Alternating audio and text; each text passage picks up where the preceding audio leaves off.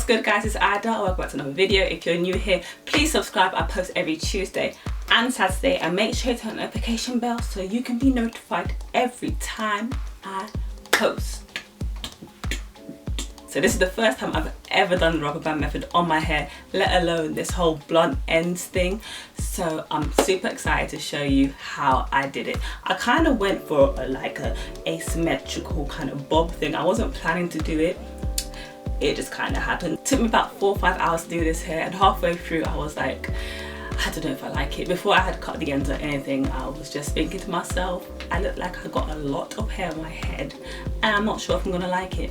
But after I cut it, I was like, yes, because this is the shortest I've ever had my braids, like ever in my whole life. I've never had a bob hairstyle or nothing, so this is the shortest I've ever gone, and I'm loving it, and I might just keep doing this hairstyle often. And guys, this whole rubber band at the end thing saves you a whole lot of time. You don't have to do the whole feathering thing, no need for using any kind of lighters or anything like that.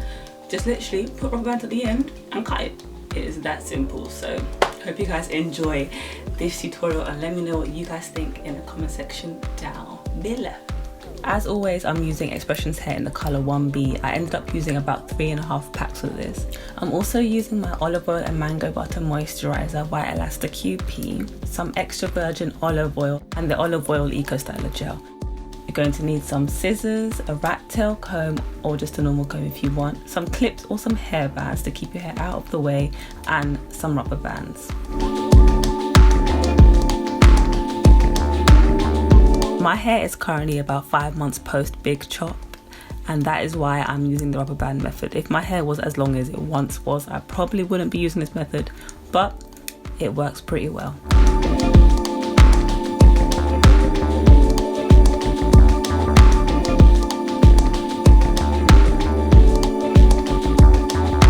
First, I applied the moisturiser to the ends of my hair and then the gel around the perimeter.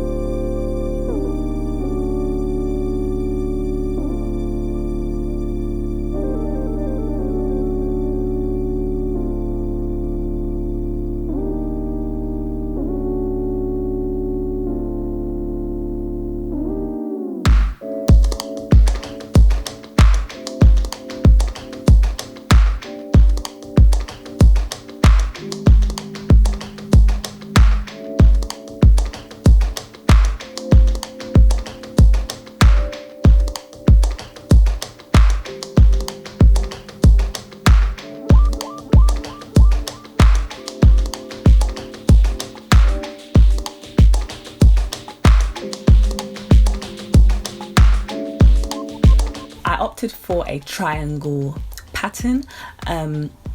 Guys, it only really a triangle around the front of my head. The back of my head, I gave up trying with the triangle method. I just said, you know what, shapes are fine with me. As long as the front is looking fresh and clean, no one ain't really gonna see the parting in the back.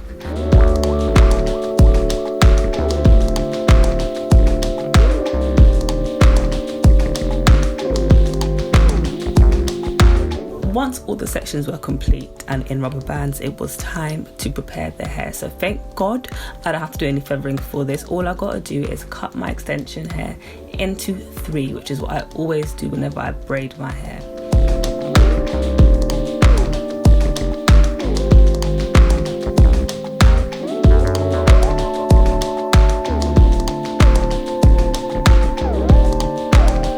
Using pretty thick sections of hair, I half it and then I put it into like a T shape, pulling each end to make sure that the braid is going to be long enough.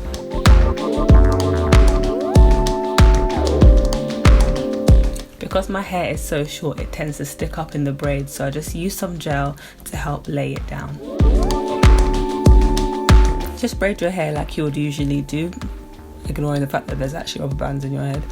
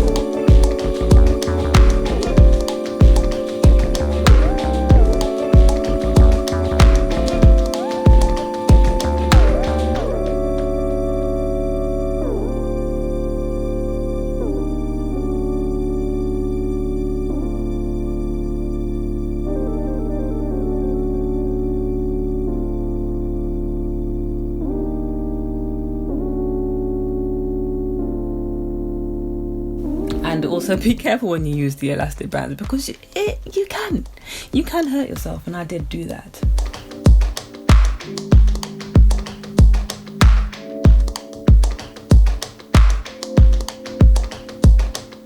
So when you're cutting your hair, make sure you're not cutting it too short, because there's no reversing that. You can't then make it longer. It's okay to cut it long and then shorten it later on if you feel like it could be shorter. That's what I ended up doing.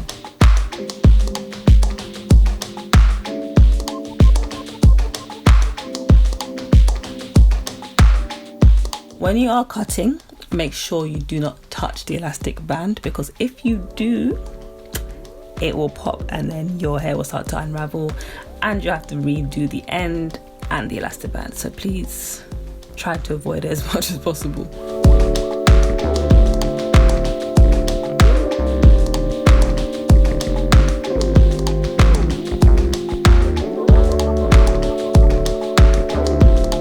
So when it comes to the flyaway hairs, just cut as much as you can and ask somebody to help with the back if needed.